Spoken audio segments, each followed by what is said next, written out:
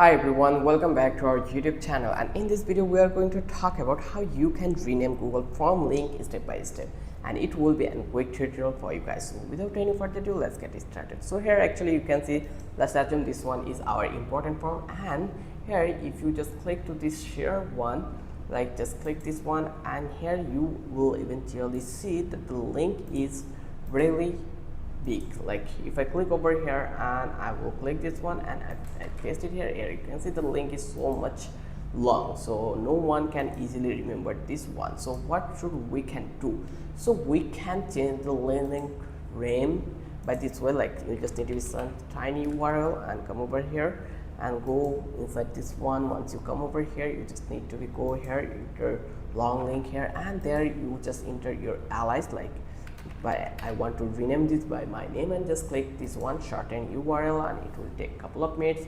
So here validation is failed, allies is not available, so I will add this one and just click this one, and here you can see that our rename already changes, like our Google link already be changes and it's become this tiny URL with this name. So this is the easiest one. Now if you search this link on your Google bar, you will get to see the same Google Form here.